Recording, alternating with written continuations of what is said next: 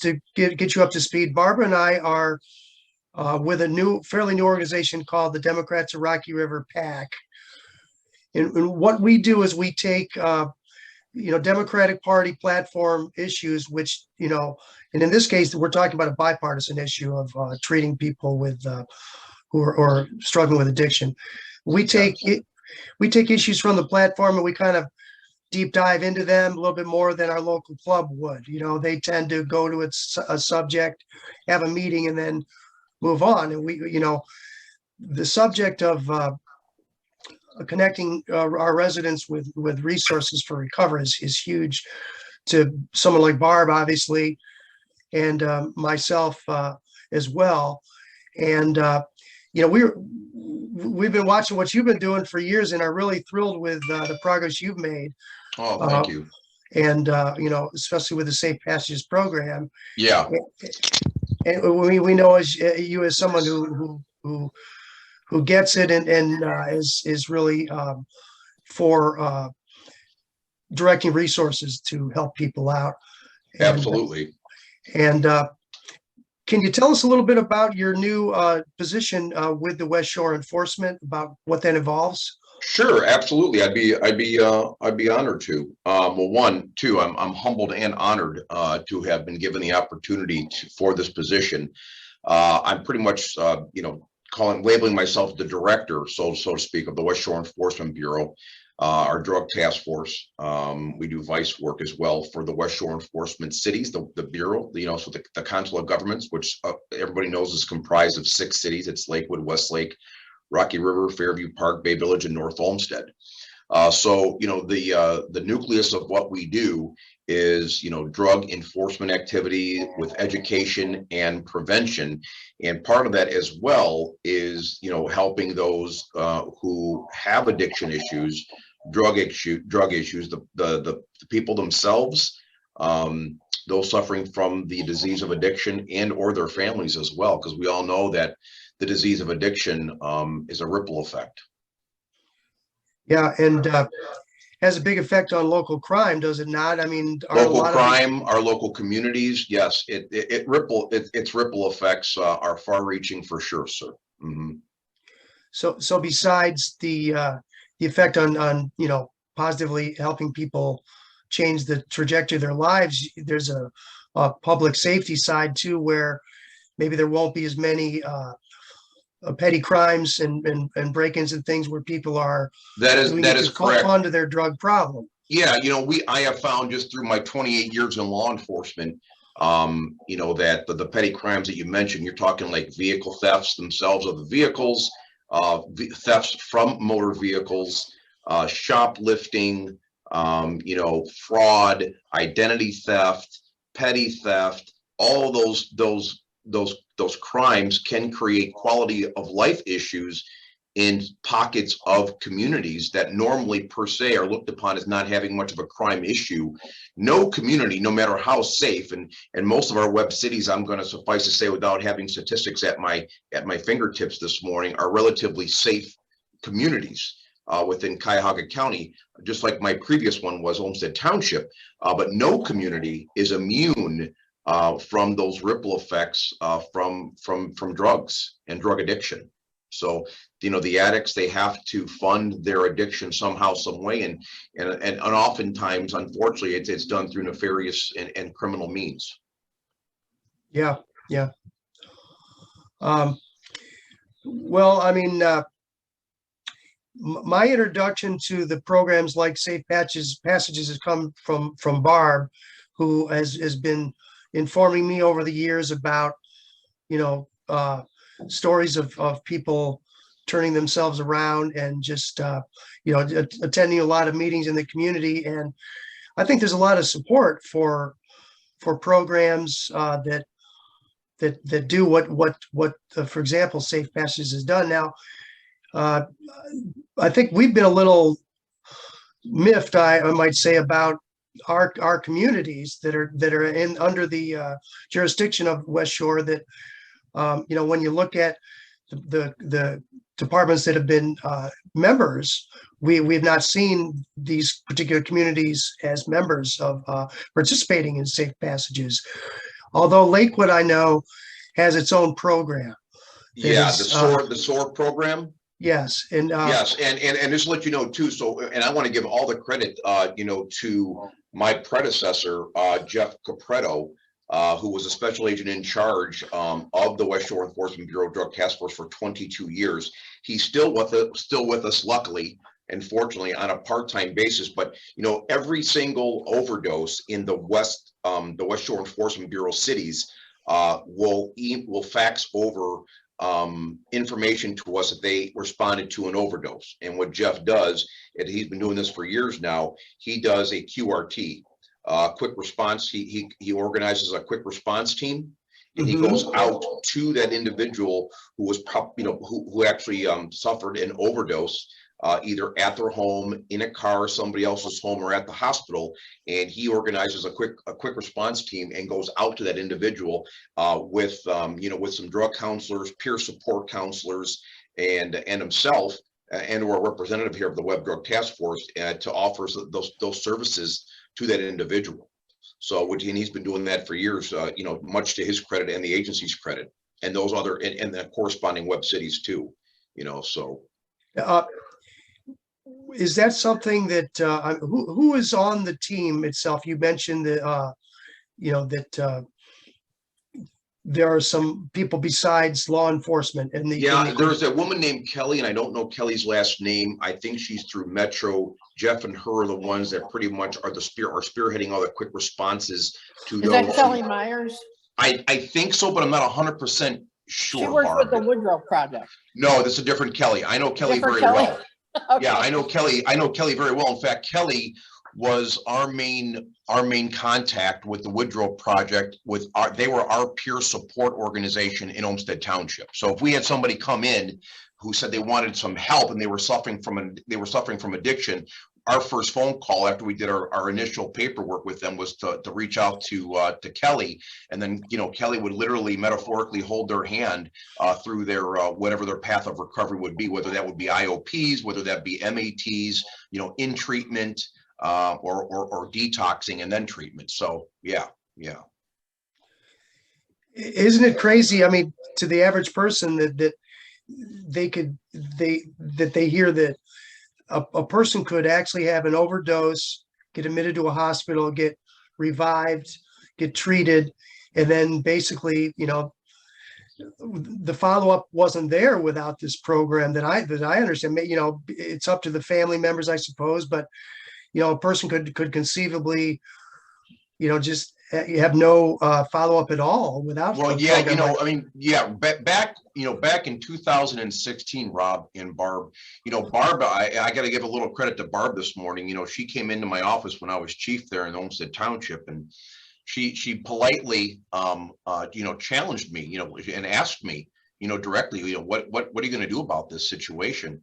And I took that very seriously, and that was pretty much the catalyst and the seed that was planted, for programs like Safe Passages, to where we in law enforcement wanted to look through a different kaleidoscope. We still have to maintain our enforcement actions, because we are bound by our when we swear to protect and serve, that's part of our job, but it's not the sole part of our job anymore, especially when it comes to the drug addiction issue. We had to become part of the solution. And I think, doing the same thing over and over again, expecting a different result, we kept saying that was one of our main sayings, is we wanted to do something a little bit differently. And having people literally come into our brick and mortar buildings, or reaching out to them with the quick response teams and offering them those services and peer support people right then and there on scene to them, I hope, and I know for sure, has made a difference in these people's lives. I mean, we literally, it sounds cliche, but before the program really got started, we're like, well, what are we going to lose here? What, saving somebody's life or saving lives? I mean, that was all our goal was from the very beginning, and continues to be now, is to save people's lives, repair people's lives, and repair relationships with those people as well. Familial relationships, romantic relationships, work relationships, because as we all know, when the disease of addiction sets in somebody's life, it consumes their life and destroys certain fabrics of their life, you know? So that's what we want to repair. Ultimately is everything all encompassing within their lives, their health, their physical health, their mental health, their emotional health. Because we all know too that, you know, 80 to 85%, if I'm not mistaken, without having this, the stats in front of me, there 80 to 85% of those suffering from the disease of addiction also have some type of corresponding you know, mental health issue, whether it's severe depression, severe anxiety, bipolar, borderline personality disorder, schizophrenia. So that's a raw reality too of addiction as well. So it's the mental health and the physical health that we try to repair, if that makes any sense. Have you seen the profile of the average person who reports in the program? Has that changed a little bit? You know, like is it more like older folks, maybe even in? I'll tell you, it does not. What's the word I'm looking for? It does not discriminate. It's an equal opportunity destroyer. It truly is, and you know what I mean. And I saw that firsthand. I saw people who were business professionals, college scholarship athletes, blue collar, white, black, Asian. It does. Drugs do not discriminate, sir. And addiction certainly does not discriminate at all.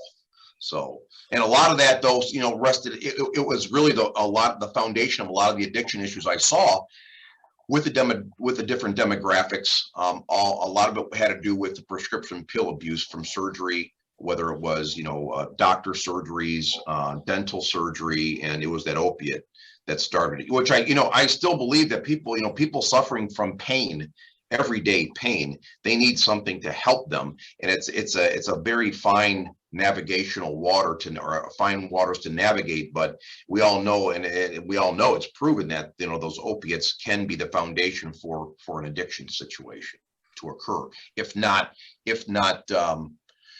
safely and cautionarily prescribed and monitored by a physician. So, do you think that Safe Passages is a good fit for Rocky River? And if so, what would have to happen for that? Yeah, and you know, let me say this too. You know, we never, you know, when I say we, I'm referring to Berea and Olmsted Township. We weren't ever like, you know, demanding police agencies at all. We never reached out to any police agencies. We just started ourselves. We found more that police agencies started coming to us because in the very beginning, nobody knew. They didn't know what they didn't know. We didn't know we didn't know. The journey was unbelievable. Actually, it was one of the best. It was one of the best experiences I professionally had in law enforcement, with all the different people I've met and the networking that was done and the good that we did.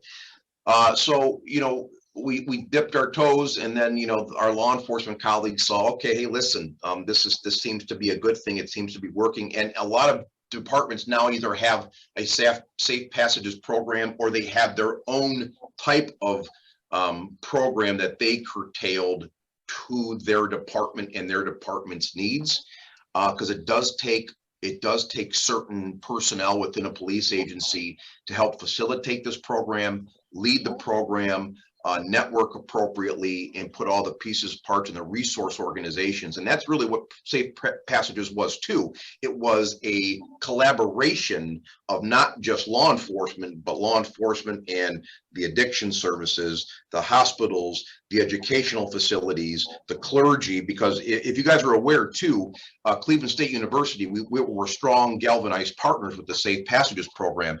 And it was the catalyst of the Safe Passages program and the genesis that they then created, and I say they, it's Dr. Patricia Stoddard-Dare and Miyoki Todori, Dr. Todori, they both collaborated and started the drughelp.care.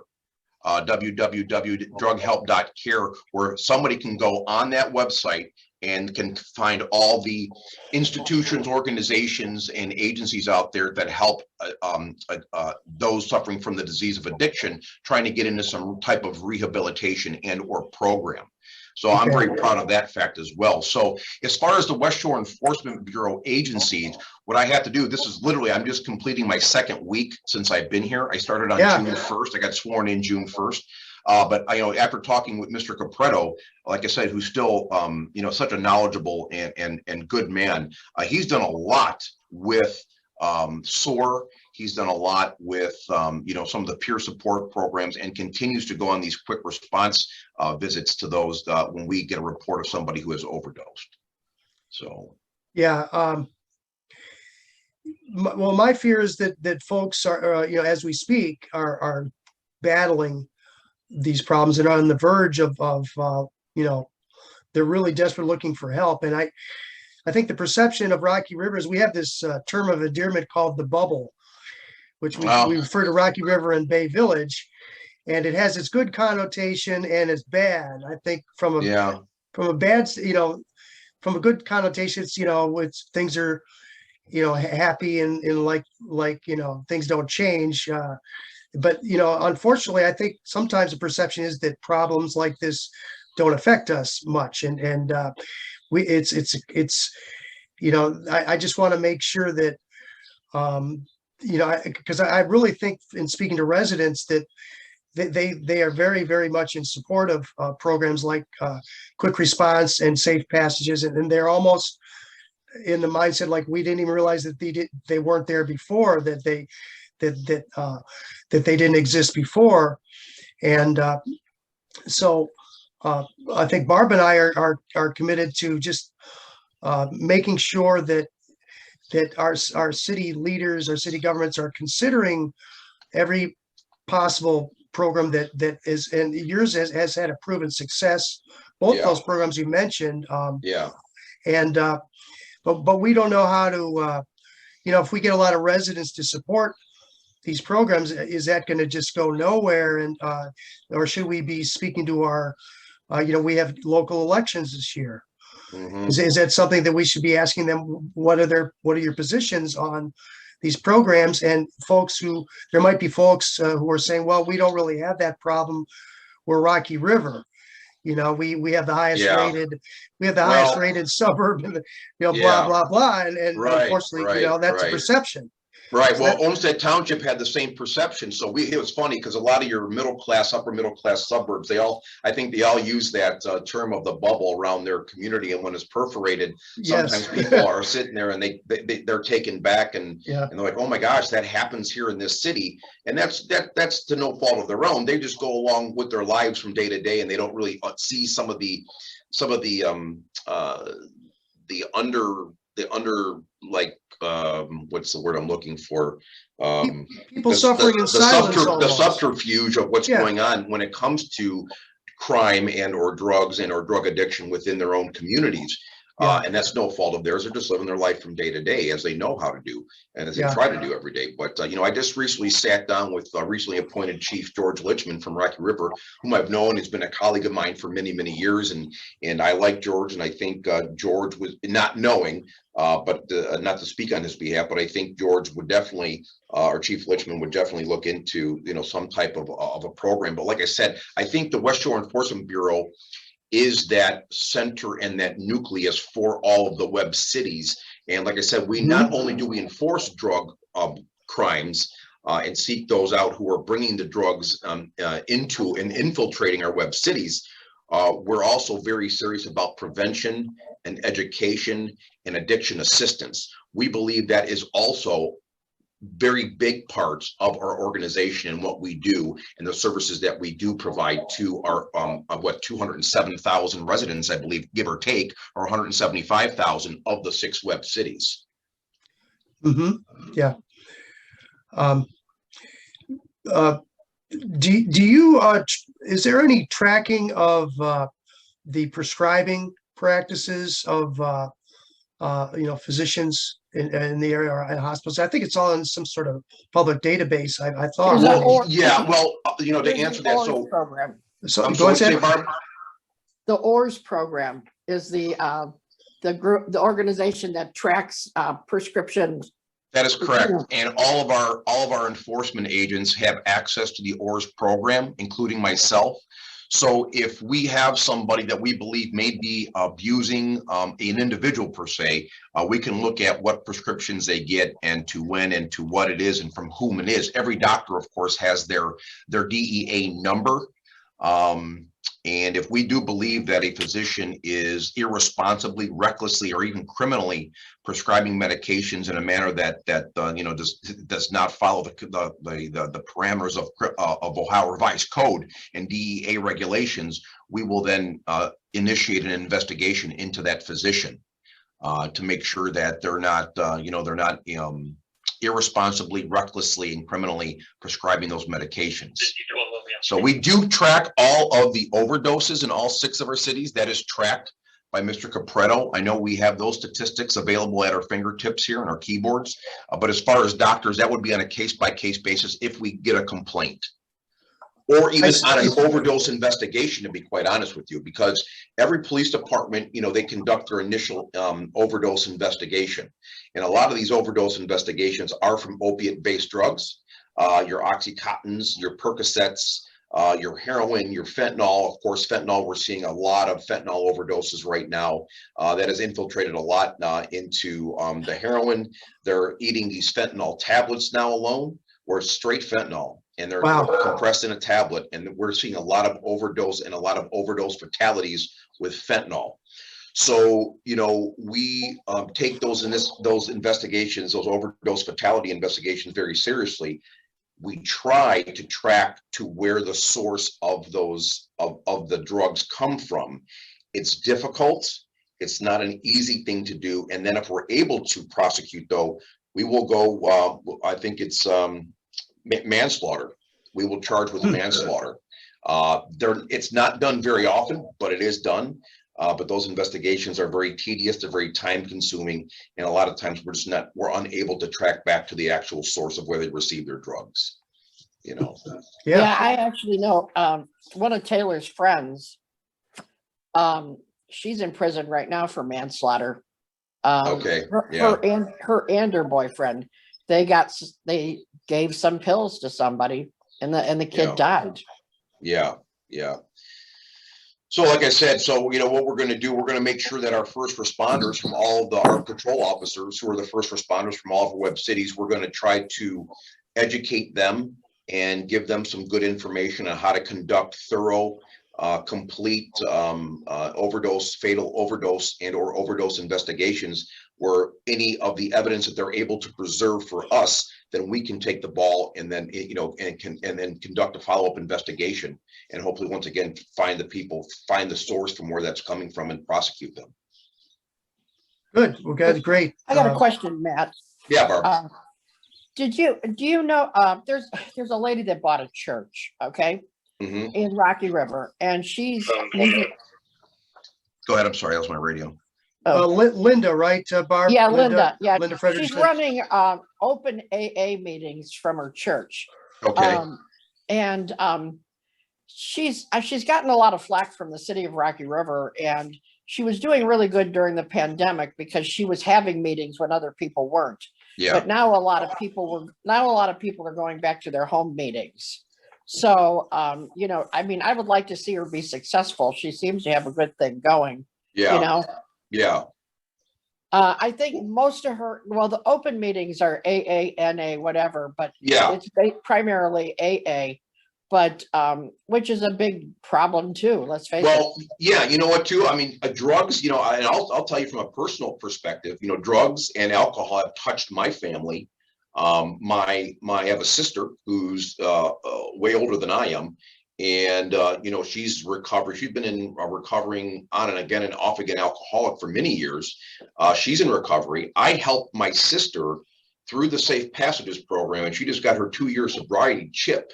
Oh, that's great. That's great. And, another church too that has started AA meetings is the Friendship Church in North Olmsted there on Columbia Road on Great Northern Boulevard, actually. Oh, okay. Yeah. That's another church. They just recently started AA meetings there too. It may have moved from one location, but I know that's now over there at the Friendship Church. Yeah, I know where that is. And I had family. I had some distant relatives too. That are still to this day struggling with addiction. I had one family member she overdosed for the 4th time in the last 2 years. And I sat down with her and I've tried getting her in, but once again, all you could do is love them from afar, not enable them. And offer them resources when you can, and they're either going to bite or they're not, and it's a very difficult thing. It is. it's terribly difficult. And, Yeah. you know, most alcoholics don't see themselves as having a problem because they think of drug addicts as having a problem, but they don't think of themselves as having a problem. Right. But- Yeah. Yeah, interestingly enough, yesterday was the 86th birthday of the founding of AA. Yeah. Yeah. I think that I think that started down with two gentlemen down in Akron, Ohio. Akron, yeah, Dr. Yeah. Bob, and I forget the other guy's name. Yeah, this Yeah. is probably Founders Weekend down there. Yeah. Barb, I don't know if you, if Linda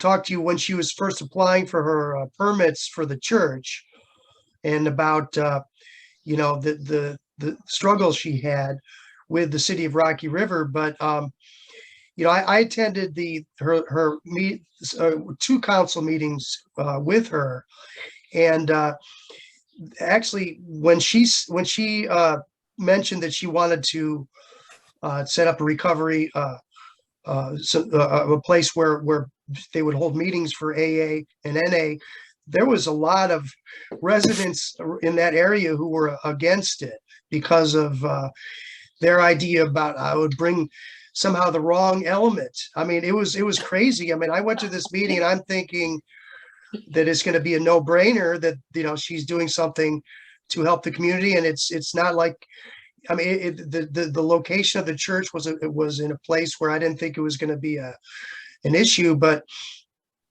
she encountered a lot of resistance, including the Ward 4 councilman, to get her permits just because of this. And I go back to the bubble perception that you know, is that somehow you know, people fighting for their lives, that is a you know, they see it as some sort of those people are going through some sort of moral crisis that Well, you know, because most people think it is a moral failing, but I guess that's the foundation of a lot of the they do. They think, you know, it's funny. I was one of those people too that think, you know, it's always a choice. Well, it is a choice from the very beginning. They choose to pick up that drug or that drink.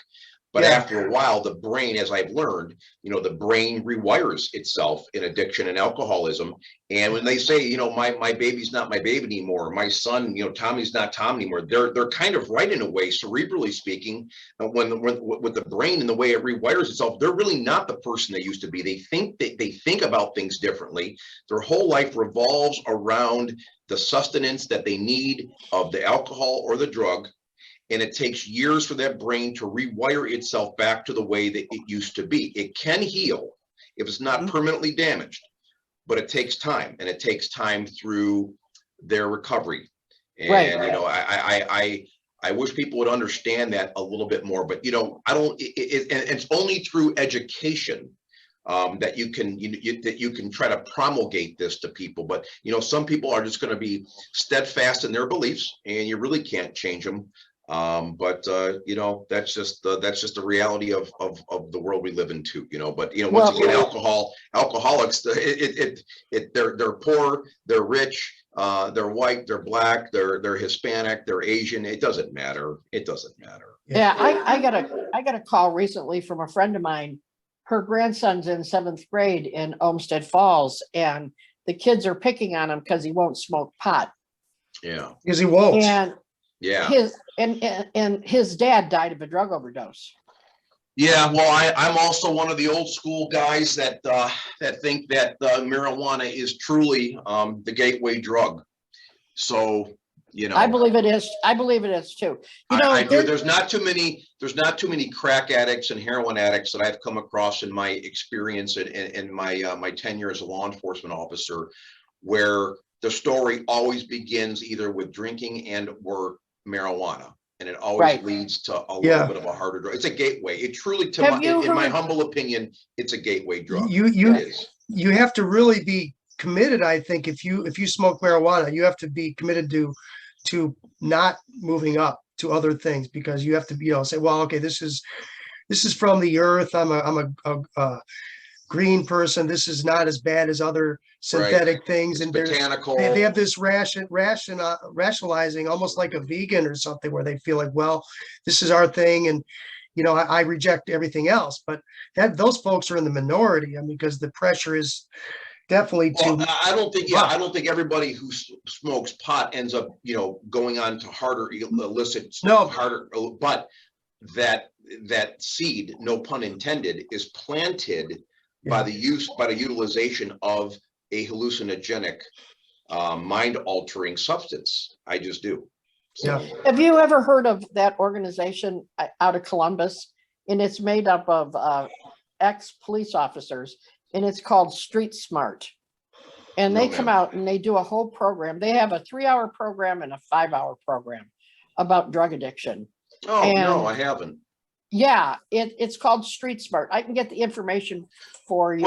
Well, too, we here in Webb, Jeff Capretto and our one of our administrative assistants, Noreen, they are very, very instrumental, and they are part of the youth leadership, the Webb Youth Leadership Academy, and that's what that's about too. Is we're trying to educate our younger generation, our younger demographics in elementary and high school and junior high school to making smarter, healthier decisions for them in their lives in the present and for the future.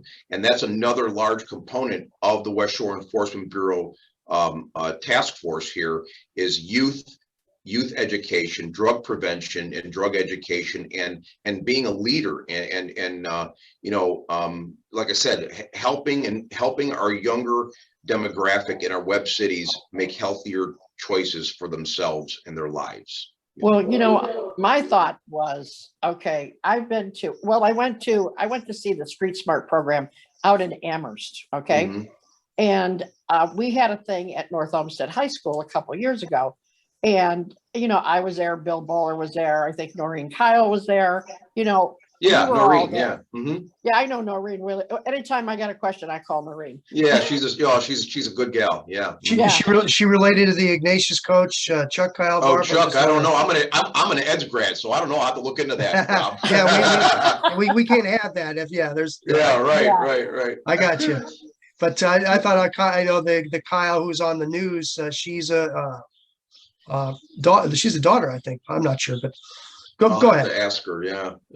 But okay. But the improbable players too. Have you seen any of their stuff, Barb? Yes, I did. Actually, Noreen and Jeff did improbable players at Westlake Recreation Center at 11:30 at night a couple of years ago, and I Okay. went to that. Yeah, I brought that to Olmsted. Me and my school resource officer brought that to our high school and our middle school, I believe. Well, year or here's 2 the years problem too. Like I went to that program in Amherst, and I went to that program at North Olmsted. Okay, Mhm. and you know who wasn't at those programs? Who? Parents. Oh, yeah, right. I personally think there should be like some kind of, when your kid's going into middle school, there should be some kind of program where you go in and you get told about this kind of stuff. Have you seen the program too? And it's a police department, and I can't think right now of what police department it is. Oh, it's Copley.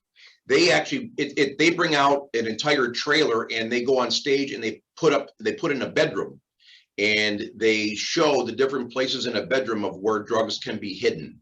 And stuff like that. It's drug education too. That's a really good program as well. Yeah, interestingly enough, you're talking about putting crushing fentanyl into pills. Yeah. You can buy those machines on Amazon. Yeah, the pill presses. Yes. Yeah, and not only that, the little false bottom containers. Yes. To hide your drugs in. Yeah. When we conduct searches of homes and or vehicles, we're always looking for those compartments that we believe that we see that are being sold, across the internet. Drugs are being sold on the internet too, folks. So the dark web is a huge source of illegal drugs that are flowing into our homes and our cities through USPS, FedEx, UPS. So that's a whole other enforcement faction of drugs is trying to catch those in the mail. That's like needle in a haystack at times, but we do our best. Yeah. Are there any aspects to the Westshore Enforcement that are dependent on city council's decisions about funding? I mean, are you getting the money you need, or are there certain places where perhaps you know, the mindset of the council members can affect, you know, your success and your funding. Yeah, great question, Rob. You know, like I said, being the new guy here on the block and only being in here my second week, I have taken a look at our financials, and I believe, let me tell you this, 10% of all of our seizures and our forfeitures. So if we seize, let's say $10,000, 10% of that goes to education and prevention. So, you know, looking at the financials as I have, I think we're sitting pretty good right now for our education and our prevention. But that's a great question. Yeah, and we have ultimate support from all of our electorates of all of our web cities. Yeah, so yeah. Because I know the Rocky River Municipal Court, you know, I'm kind of a city finance nerd, and I read the financial reports of the cities, and Rocky River is the custodian of the indigent driver. There's two funds there that accumulate money from I think we get a portion of fines, and I'm not sure if it's seizure money, but the Rocky River's financials, that's where the those two funds show up. And there's seems like there's more money going in than is being spent, and there's funds being accumulated, and there might be some leeway, I think, for you know, and I just want to make sure that the if there's anything that you know, as I mentioned, again, local elections are coming up, so that could be a show of support, is for a city council member to commit to looking at making sure that your programs are fully funded. Yeah. And I don't know if decisions are being made now with respect to that fund. I think they're limited about what they can spend the money on by law. Sure. But there might be some areas that I think there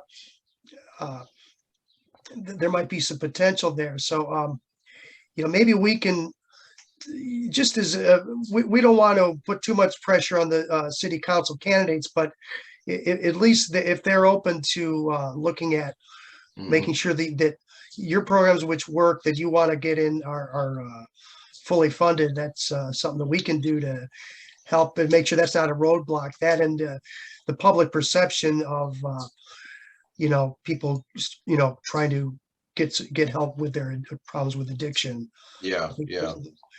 You know, we've got we're building up a mailing list, and we're hoping to build our presence so that you know, we even, it's funny though, even though we're a Democratic organization, I don't think we can fully rely on Rocky River Democrats, some of the other suburbs. We can't assume that they're fully supportive of some of these programs, because they still have the you know, the bubble mentality a little bit. I mean, you know, even though it's in our party platform to without question to treat drug addiction as an illness, and you know, we still find some local resistance. So we're going to do everything we can to make sure candidates who get into office are, you know, have the right mindset in the city councils. Do the mayors help?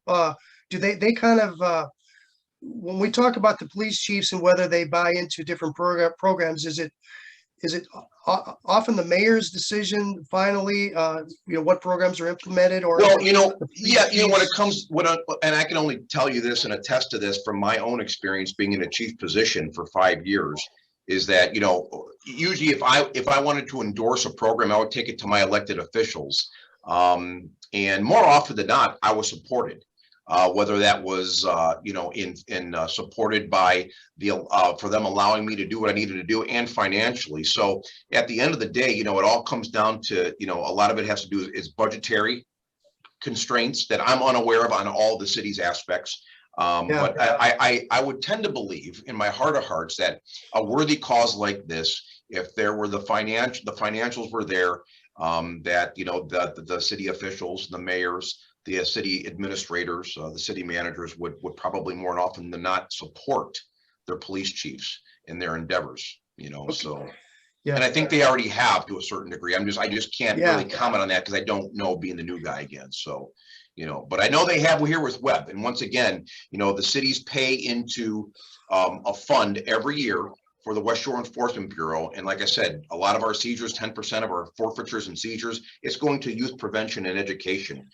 So we're right smack dab in the middle of those components. So we're enforcement agents, we're trying to prevent and educate, and we're also dealing with those who are suffering from the disease of addiction and trying to get them on their path of recovery, you know. Yeah, well, you're 2 weeks into the job, so yeah, I mean, I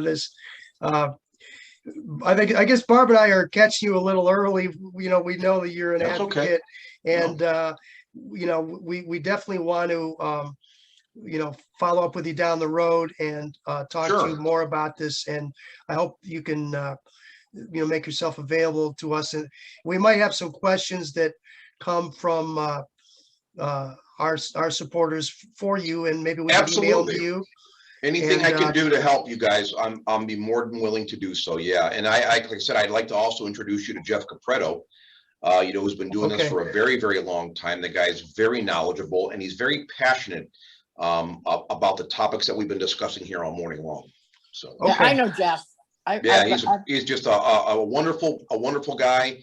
He's an intelligent and knowledgeable individual when it comes to the narcotics arena. And like I said, he's very passionate and believes in what we've been talking about all morning.